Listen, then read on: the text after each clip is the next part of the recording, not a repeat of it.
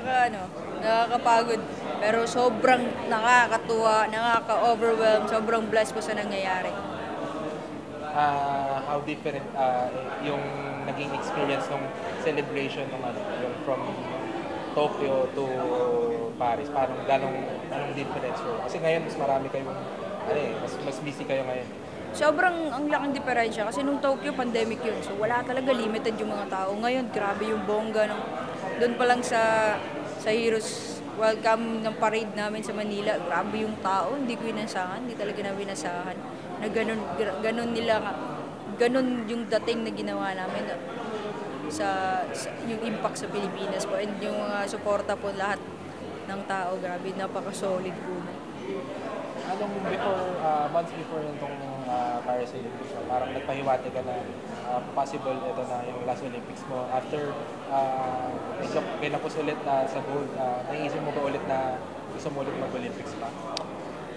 Yes po, totoo po yun. Nasabi ko na parang ito na yung last na Olympics ko. Pero nung nasa podium kasi ako, yung habang inaangat yung flag na lahat, ang apat na bansa na inaangat po, habang nakatitig ako sa flag po natin, sabi ko sa sarili ko na gustong-gusto kita ilagay sa gitna eh. And nung tiningnan ko na yung flag ng Taipei, flag natin nakikita ko dun eh. So sabi ko, Lord, ito ba yung side na kailangan ko pa umisa? So sabi ko na hindi, subukan ko pa. Last shot pa to. So dahil dun po, andun pa yung apoy eh. Hindi pa talaga siya nawawala.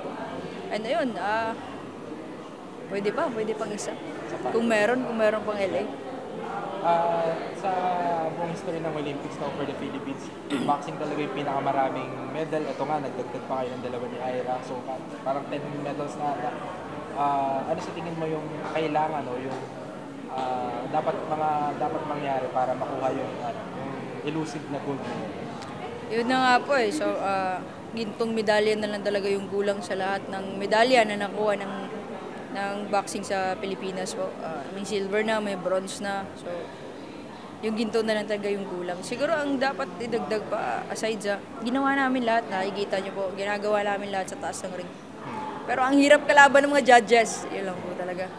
Kaya namin makipagsabayan, pero kapag judges na yung kalaban na kahit kita naman, sa mga laban namin na amin talaga. So, yun lang siguro. Mas convincing pa siguro. Mas more convincing pa kung pwedeng i-knock out na namin para wala nang mangyaring kabulastugan. Leslie, 32 years old ka na, no? Ano bang parang plano mo gawin sa career mo, sa life mo? Kasi yun yan, nabanggit mo months before na gusto mo rin mamuhay din ng normal life. Yes po, totoo po yan. Kung magre-retired po ako sa boxing, andyan yung Philippine Coast Guard, syempre. For sure, nandun ako ngayon. Isa ako. Mag-focus din ako doon, and after siguro nang gusto kong umuwi sa Pilipinas na pakapi-kapi na lang, nag-aalaga ng mga hayop na gusto ko yun, tapos kasama ang pamilya ko. Ganun lang yung gusto kong buhay po talaga. Last na lang, ano yung dapat i-expect sa'yo ng mga tao moving forward sa mga coming years? Ayoko po na wag na lang po kayo mag-expect sa akin. So, ako gagawin ko lang po yung best ko na makapagbigay ng karangalan po at matuwa po kayo sa akin. So, kasi baka pag nag-expect kayo ng sobrang taas, kapag hindi ko nabigay sa inyo yun, baka magalit kayo, i-bash nyo. So, wag na lang po kayo mag-expect. Ganun na lang.